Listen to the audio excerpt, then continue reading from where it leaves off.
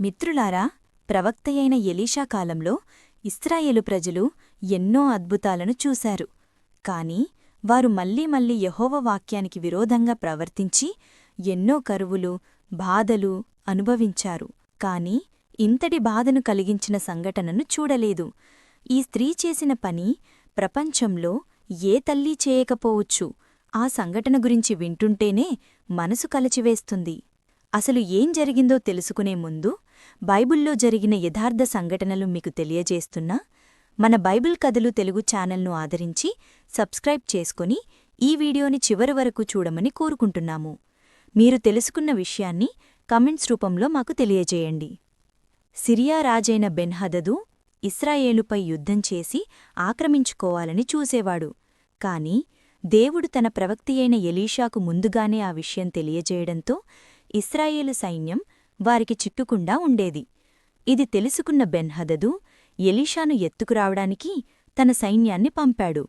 కాని దేవుడు ఎలీషా చుట్టూ అగ్నిరథాలు, అగ్నిగుర్రాలు ఉంచి ఆయనను రక్షించాడు. సిరియా సైన్యం మందులైపోవడంతో ఎలీషా వారిపై కరుణ చూపి వారిని విడిచిపెట్టాడు. కొత్తకాలం తరువాత బెన్హదదు ఇంకా ఎక్కువ సైన్యంతో బలాన్ని పెంచుకొని వచ్చి షొమరోను పట్టణాన్ని స్వాధీనం చేసుకున్నాడు. పట్టణ ద్వారాలు మూసివేశాడు. ఆహారధాన్యం లోపలికి రానివ్వలేదు. ఆకలితో ప్రజలంతా అలమటించిపోయారు. ఎన్నడూ చూడనంత కరువు సంభవించింది. ఆ రోజుల్లో ఎవ్వరూ తినని గాడిద తల కూడా 80 రూపాయలకు, అరాపావు పావురపు రెట్ట 5 రూపాయలకు అమ్మబడెను. కన్నబిడ్డలు ఆకలితో విలవిల్లాడుతుంటే తల్లులు కన్నీళ్లు కారుస్తూ వేదనపడుతున్నారు.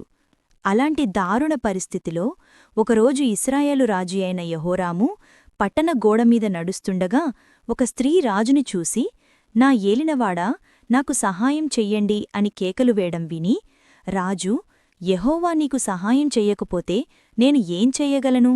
కళ్ళములో నుండి అయినాను, ద్రాక్షగానుగలో నుండైనాను నేను నీకు ఏమిచ్చి సహాయం చెయ్యలేను? అయినా నీకు కలిగిన కష్టమేమిటి అని అడిగెను.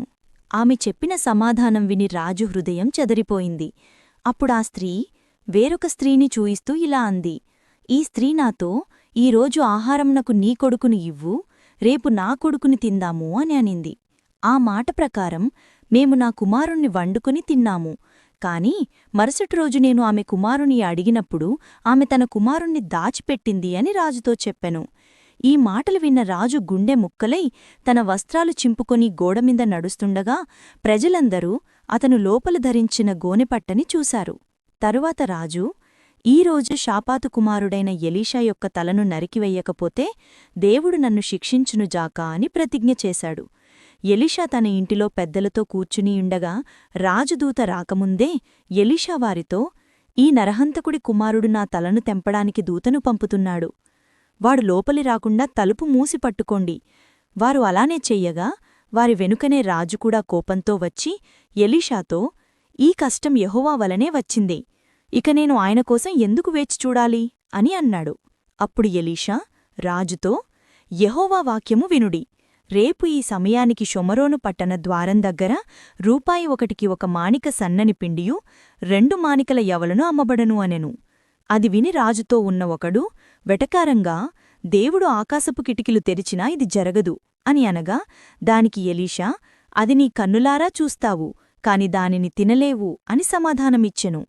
ఆ రాత్రి దేవుడు సిరియా సైన్యానికి రథాల శబ్దం, గుర్రాల శబ్దం, పెద్ద సైన్యం వారి మీదికి వస్తున్నట్లు శబ్దాలు వినబడినట్లు చెయ్యగా వారు భయంతో ఇశ్రాయేలు రాజు హిత్తీయుల రాజులతోనూ ఐగుప్తీయుల రాజులతోనూ పొత్తు పెట్టుకుని సైన్యం తెప్పించాడు అనుకుని తమ గుడారాలలోని వస్తువులు, గాడిదలు, గుర్రాలు అన్నీ వదిలి ప్రాణం మిగినా చాలు అనుకుని పారిపోయారు. అటువైపుగా వచ్చిన 4 కుష్ఠరోగులు సిరియన్ల శిబిరానికి వెళ్లి అక్కడ ఎవరూ లేరని చూసి ఆశ్చర్యపోయారు. ఒక గుడారంలోనికి వెళ్లి వారికి కావాల్సినంత తిని బంగారం, వెండి వస్త్రాలు తీసి దాచుకున్నారు. తరువాత ద్వారపాలకులకు ఈ విషయాన్ని తెలియజేశారు. రాజుకి సమాచారం తెలుసుకుని మొదట వారి పన్నాగమై ఉంటుందని అనుమానించి 5గురిని అటువైపుగా పంపించెను. వారు యొర్దాను వరకు వెళ్లి మార్గమంతా సిరియన్ల సామాను పడి ఉన్నదని చూసి రాజుకు తెలియజేశారు. ఇది విన్న ప్రజలు పరుగులు పెట్టి శిబిరాన్ని దోచుకున్నారు. ఆ రోజు యెహోవా సెలవిచ్చిన ప్రకారమే రూపాయి ఒకటికి ఒక మానిక సన్నని పిండియు 2 మానికల యవలును అమ్మబడ్డాయి. కాని ఎలీషా మాటను వెక్కిరించిన వ్యక్తి పట్టణ ద్వారం దగ్గర ప్రజల తొక్కిసలాటలో నలిగి చనిపోయాడు. దేవుని వాక్యము అక్షరాల నెరవేరింది. ఈ సంఘటన చాలా బాధాకరమైనది. మన బాధలు ఎంతటైనా ఆయనపై విశ్వాసముంచితే విమోచన తప్పకుండా వస్తుంది.